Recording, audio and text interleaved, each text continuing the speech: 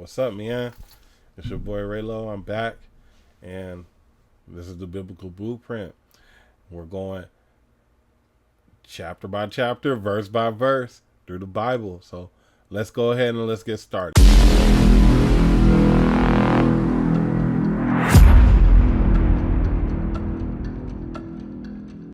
All right, so today we're going to be doing chapter 10 and chapter 11. We're calling this divine expansion and division. Pretty much we're seeing the expansion and the building of the families. God told them to go be fruitful and multiply, and they did it. And we're going to go through the bloodline and seeing the kids that came out of this multiplication. So let's go ahead. We're going to start with Genesis chapter 10. Let's go ahead and get into it.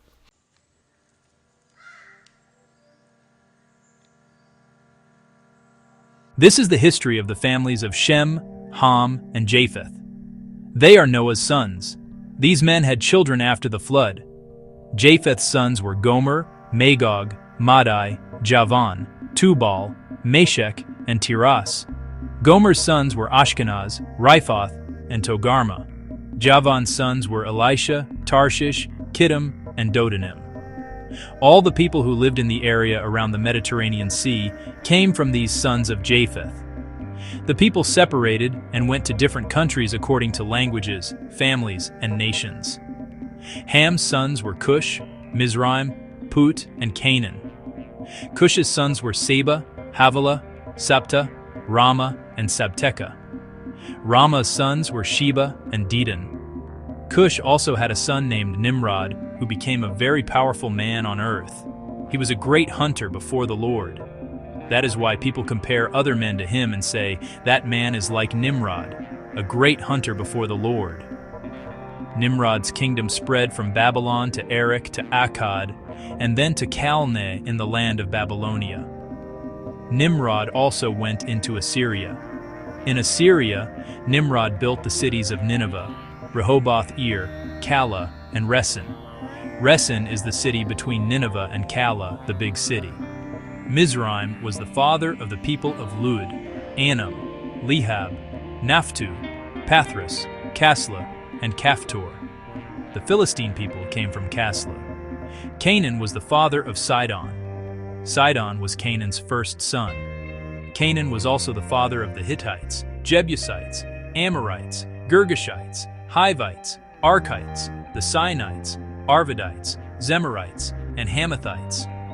The families of Canaan spread to different parts of the world. The land where the Canaanites lived went from Sidon down along the coast to Gerar, and from Gaza as far east as Sodom and Gomorrah, and from Admah and Zeboim as far north as Laish. All these people were descendants of Ham. They are arranged by families, languages, countries, and nations. Shem was Japheth's older brother. One of Shem's descendants was Eber, the father of all the Hebrew people.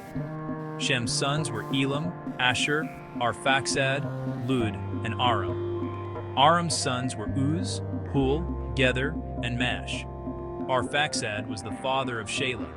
Shelah was the father of Eber. Eber was the father of two sons.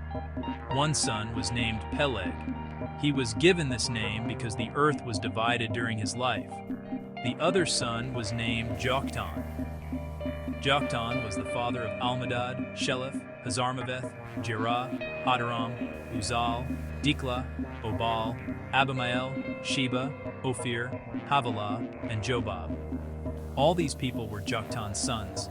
They lived in the area between Mesha and the hill country in the east. Mesha was toward the country of Sephar. These are the people from the family of Shem. They are arranged by families, languages, countries, and nations. This is the list of the families from Noah's sons. They are arranged according to their nations. From these families came all the people who spread across the earth after the flood.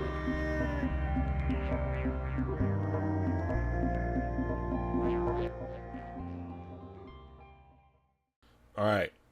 So Genesis chapter 10. This is a key theme with seeing this is the building of culture. This is where culture begins. You know what I'm saying? You're seeing the line of Shem, Japheth, and Ham, and you're seeing how they shape pretty much the ancient world. You know what I'm saying? You're seeing that they're going into the Mediterranean. They're going into places like Africa, and they're pretty much the predecessors to like the Babylonians, the Assyrians, the Egyptians, and the Canaanites. Um, what we're seeing as far as like what you can kind of learn from this is just that God has a plan for mankind. You know what I'm saying? He's not making any mistakes. You know what I'm saying? Of course there's always been a goal of making sure that mankind spreads all throughout the earth. You know, every culture has a divine origin, and you're seeing that their origin comes from the sons of Noah, and everything traced back to Noah and after the flood. And this is what just the Bible is just showing us, that everything is happening for a reason. Now, you know, you're seeing that there is different like languages, and people are separated by the languages, which is a foreshadow where we're about to get into this with chapter 11, where we actually have the separation and the true separation of pretty much, and true separation of the people, where they become multiple cultures instead of just being one culture. So let's go ahead and let's get into chapter 11. All right, the divine division. Genesis 11:1-32 ERV. There was a time when the whole world spoke one language. Everyone used the same words. Then people began to move from the east. They found a plain in the land of Babylonia and stayed there to live. Then they said to each other, "Let's make some bricks of clay and bake them in the fire." Then they used these bricks as stones, and they used tar as mortar. Then the people said, "Let's build ourselves a city and a tower that will reach to the sky. Then we will be famous. This will keep us together so that we will not be scattered all over the earth." Then the Lord came down to see the city and the tower. The Lord said, "These people all speak the same language, and I see that they are joined together to do this work. This is only the beginning of what they can do. Soon they will be able to do anything they want. Let's go down and confuse their language. Then they will not understand each other." So people stopped building the city, and the Lord scattered them all over the earth. That is the place where the Lord confused the language of the whole world. That is why it is called Babel. And it was from there that the Lord caused the people to spread out to all the other places on earth. This is the history of Shem's family. 2 years after the flood, when Shem was 100 years old, his son Arphaxad was born. After that, Shem lived 500 years. He had other sons and daughters. When Arphaxad was 35 years old, his son Shelah was born. After Shelah was born, Arphaxad lived 403 years. During that time, he had other sons and daughters. After Shelah was 30 years old, his son Eber was born. After Eber was born, Shelah lived 403 years. During that time, he had other sons and daughters. After Eber was 34 years old, his son Peleg was born.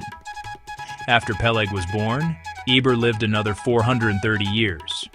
During that time, he had other sons and daughters. After Peleg was 30 years old, his son Roi was born. After Roi was born, Peleg lived another 209 years. During that time, he had other sons and daughters. After Roi was 32 years old, his son Serug was born. After Serug was born, Roi lived another 207 years. During that time, he had other sons and daughters. After Serug was 30 years old, his son Nahor was born. After Nahor was born, Serug lived another 200 years. During that time, he had other sons and daughters. After Nahor was 29 years old, his son Terah was born. After Terah was born, Nahor lived another 119 years. During that time, he had other sons and daughters. After Terah was 70 years old, his sons Abram, Nahor, and Haran were born. This is the history of Terah's family. Terah was the father of Abram, Nahor, and Haran. Haran was the father of Lot. Haran died in his hometown, Ur of Babylonia, while his father Terah was still alive. Abram and Nahor both married. Abram's wife was named Sarai. Nahor's wife was named Milcah. Milcah was the daughter of Haran. Haran was the father of Milcah and Iscah. Sarai did not have any children because she was not able to have children. Terah took his family and left Ur of Babylonia. They planned to travel to Canaan. Terah took his son Abram, his grandson Lot, Haran's son, and his daughter-in-law Sarai, Abram's wife. They traveled to the city of Haran and decided to stay there. Terah lived to be 205 years old. He died in Haran. Genesis 11, 1-32 ERV.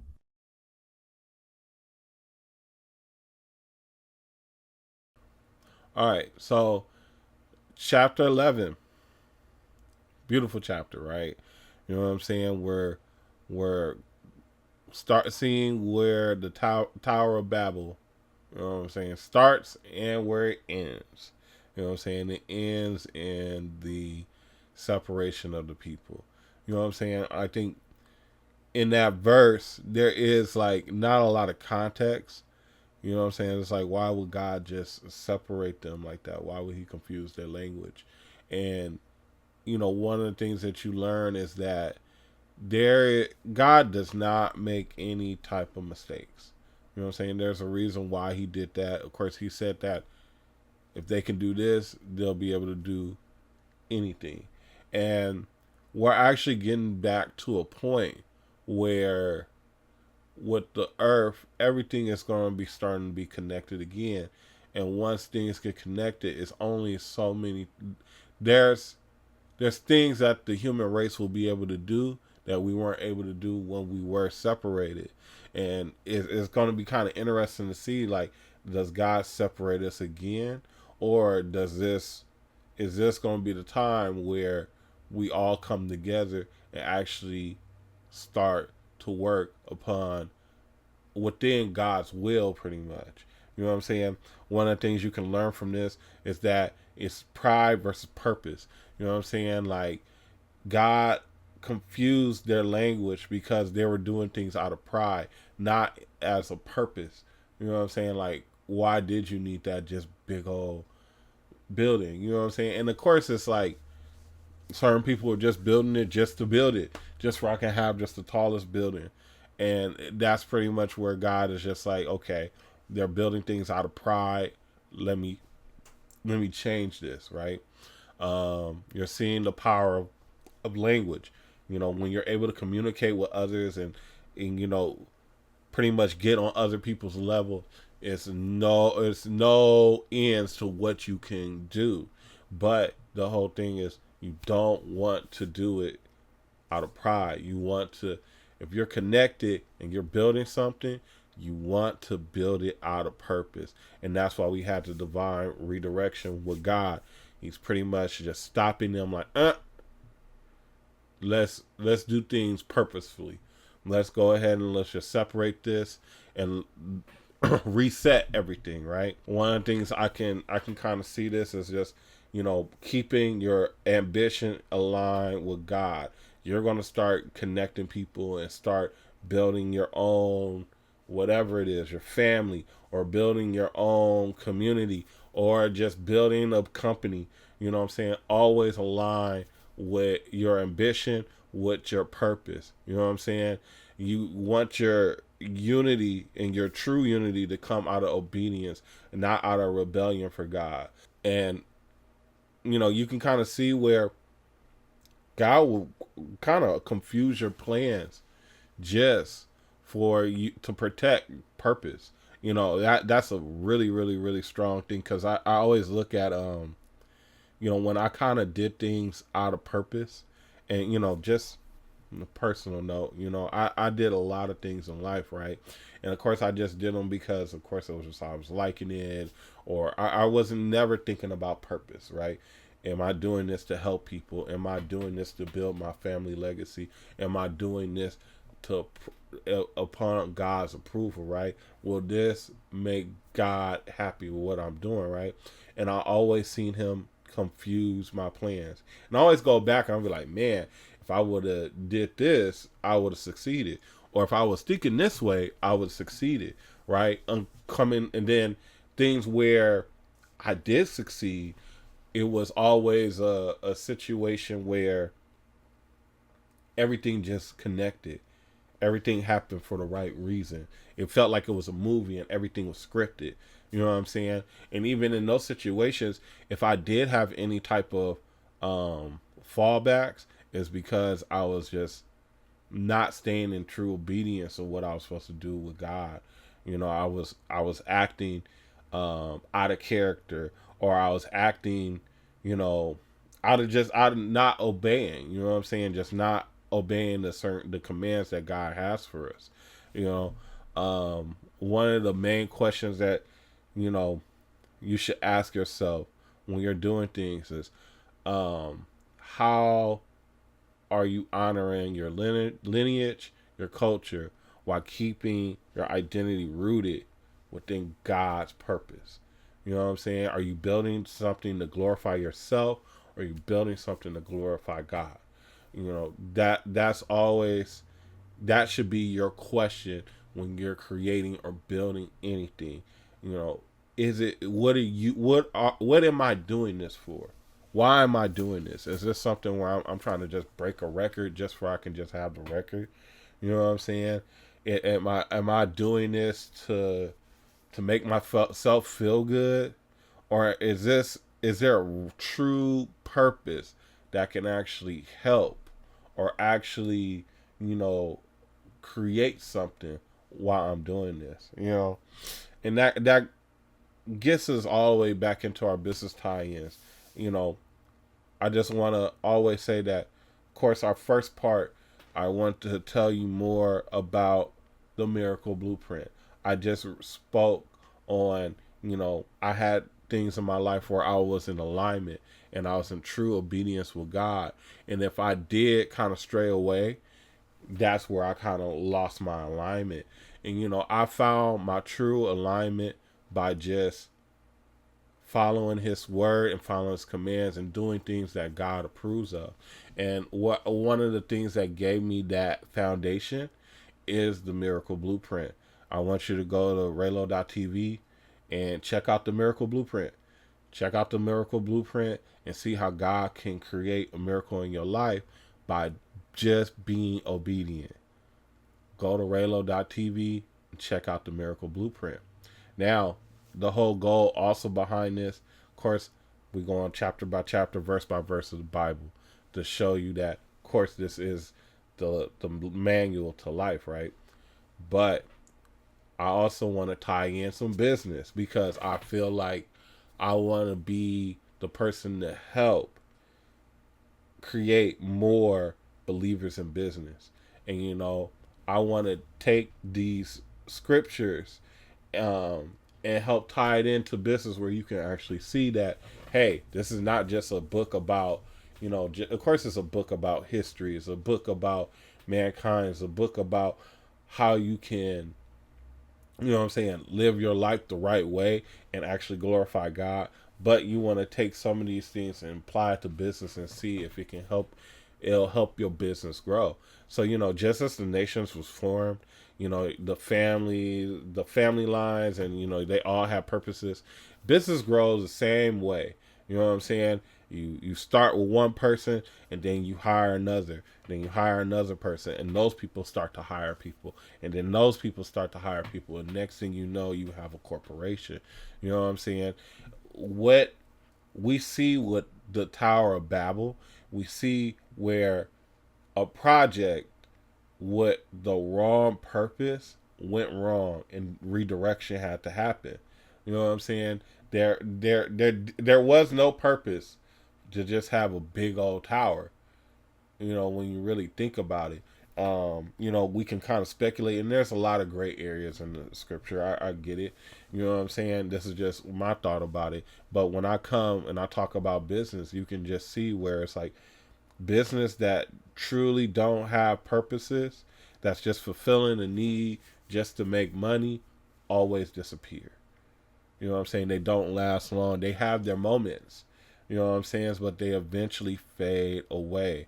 Before you build, make sure God approves of your blueprint. You know what I'm saying? If you want to start applying certain things to your business life right now, you want to recognize like how God structures things in just overall. You know what I'm saying? Like if you realize even how the earth is structured, where it's like there's there's only certain crops that grow in certain places that grow for certain people. There's certain people that live in certain areas and they look certain ways. There is certain Everybody has purpose on this earth. You know what I'm saying? Now, of course, we're at a point to where we can travel, we can communicate, we can go every place. But it's one of the things like we have to realize that God created us with a purpose. And our goal at this point in time is to align with that purpose. And if you're starting a business, your goal is to, of course, make sure that you're aligned, but make sure that your business helps people get aligned and help people actually serve their purpose in a more efficient manner. That should be your goal. And if that's something that you want to apply to your life and your business, I just pray that, you know, you take this information and you apply it and it helps you multiply and be fruitful with everything that you're doing. You know, just to close this video out, focus on what God has blessed you with. You know what I'm saying? And not on what pride has planned for you. You know what I'm saying? Focus on what God has blessed you with and not what was planned by pride. You know what I'm saying? Your legacy will align with God, with heavenly design, and the name of Yahuah will shine when your purpose starts to it starts to shine pretty much. You know what I'm saying? You shine, he shine, we shine together. This is your boy Raylo. This is the Biblical Blueprint. Once again, go to raylo.tv, check out the Miracle Blueprint, and contact me if you want any type of business coaching or any help with your business. I'm here for you. I specialize in digital developments, websites, AI, you know what I'm saying, digital marketing, you know what I'm saying, digital advertisement. I'm there. Monetization, I got you. You know what I'm saying? Creating content, I'm here. Go to raylo.tv. Don't be shy. Thank you so much for checking out this episode of Biblical Blueprint, and I hope to see you in the next episode.